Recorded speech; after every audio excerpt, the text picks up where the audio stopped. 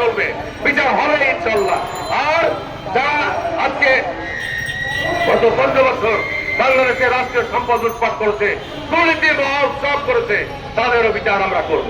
সুতরাং বিচার নিয়ে নির্বাচনকে বিলম্বিত করার কোনো সুযোগ নাই। সুতরাং মনে রাখতে হবে যে নির্বাচন যথাসময়ে অনুষ্ঠিত হতে হবে। দুই, আজকে যারা সংস্কারের কথা বলছেন, আমরা জাতীয়তাবাদী দল এবং আমাদের জাতীয়তাবাদী দলের সমমনা দলগুলো আমরা দীর্ঘদিনের যে রোডম্যাপ দিয়েছি সংস্কারের, সেই সংস্কারের কর্মসূচির ব্যাপারে আমরা ঐক্যবদ্ধ আছি। আমরা নির্বাচনের মধ্য দিয়ে সরকার গঠন করলে অবশ্যই জাতির যে আকাঙ্ক্ষা, জাতির যে প্রত্যাশা, সেই প্রত্যাশা আমরা পূরণের জন্য অঙ্গীকারবদ্ধ, প্রতিজ্ঞাবদ্ধ।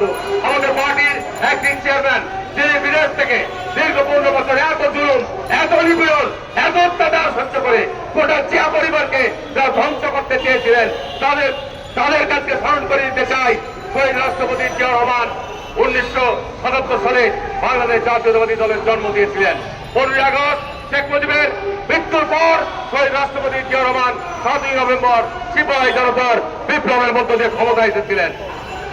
শহীদ রাষ্ট্রপতি জিয়া রহমান 1981 সালের 30 মে তিনি শাহাদাত বরণ করেছিলেন। বাংলাদেশের মানুষের হৃদয় নিগড়ে ভালোবাসা লক্ষ্য করেন নাই? এই দলের প্রতি, এই দেশের প্রতি জিয়া রহমানের যে অবদান, সেটিকে খাটো করে দেখার কোনো সুযোগ নাই। ঠিক তার আবার 40 বছর পর বেগম খালেদা জিয়ার বিরুদ্ধে, বেগম খালেদা জিয়াকে নিশ্চিহ্ন করে দেওয়া, বেগম খালেদা জিয়ার পরিবারের প্রতি জুলুম এসছে, এইটি বাংলাদেশের ইতিহাসে নজিরবিহীন। তার বয়স 79 বছর, তাকে মিথ্যা মামলা দিয়ে সাজা দিয়ে রাখা হয়েছিল, তাকে চিকিৎসার সুযোগ দেওয়া হয়নি, তারেক রহমানকে দেশে আসতে সুযোগ দেওয়া হয়নি।